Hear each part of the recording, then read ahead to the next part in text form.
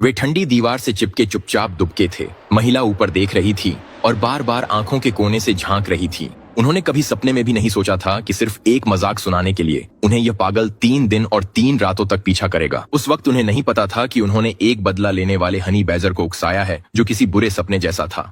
हाल ही में जेसन और जोई रिश्ता सुधारने उसी द्वीप पर लौटे जहां जेसन ने प्रपोज किया था। जेसन ने यॉट किराए पर लेकर द्वीप की यात्रा प्लान की। वहां शैंपेन पीते हुए वे अपनी पुरानी यादें ताजा करने लगे। हर चीज में खुशी झलक रही थी, फिर भी वे आसन्न खतरे से पूरी तरह अनजान थे। जैसे ही रात हुई, जेसन उस पहले से बुक किए गए बार में गया जहां उसकी मुलाकात हनी बैजर से हुई, जो भी अकेले यात्रा कर रहा था। वे तुरंत ही घुल मिल गए, बातें करने लगे और साथ में बियर पीने लगे।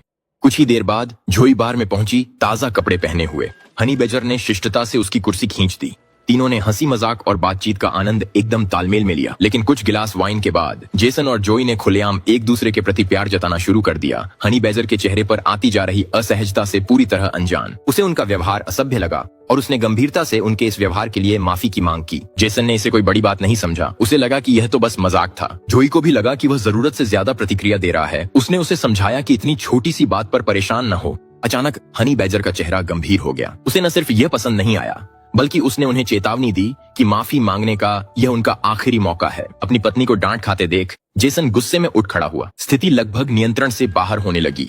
अजीब माहौल देखकर गश्त कर रही सुरक्षा टीम वहां आ गई। जेसन ने जोश में आकर शिकायत की कि इस अजनबी ने उनकी डिनर बर्बाद कर दी है। लेकिन इससे पहले कि वह अपनी बात पूरी कर पाता, सुरक्षा गार्ड को इस आदमी ने तुरंत बेहोश कर दिया। ये देख दंपति डर कर पीछे हट गए। हनी बैजर ने फिर माफी की मांग की, वरना वह उन्हें नहीं छोड़ता। पर अब जेसन को परवाह नहीं थी। उसे बस यही लगा कि यह आदमी जरूर पागल है, इसलिए वह जल्दी जल्दी भागकर वापस यॉट पर चला गया। देर रात जब जेसन सो रहा था, जोई अब भी बैजर की बातों से डरी हुई थी।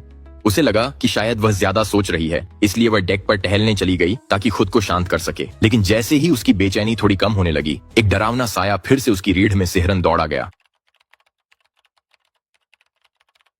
पलक झपकते ही सुबह हो गई।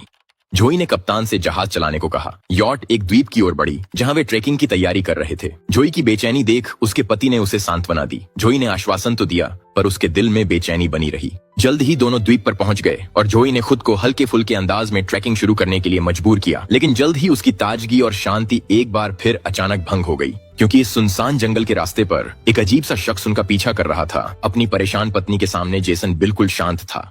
ये बस एक और टूरिस्ट है, इतना शोर मत मचाओ।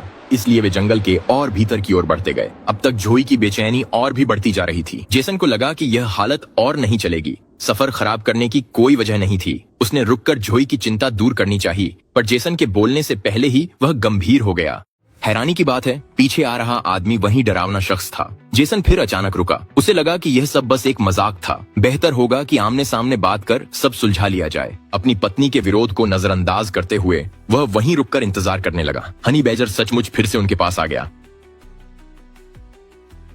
यह बस एक शरारत निकली। वह तो बस मिला हुआ बटुआ लौटाने आया था। चेहरा देख जेसन शांत हो गया और सामान लेते हुए वह भी मजाक में शामिल हो गया।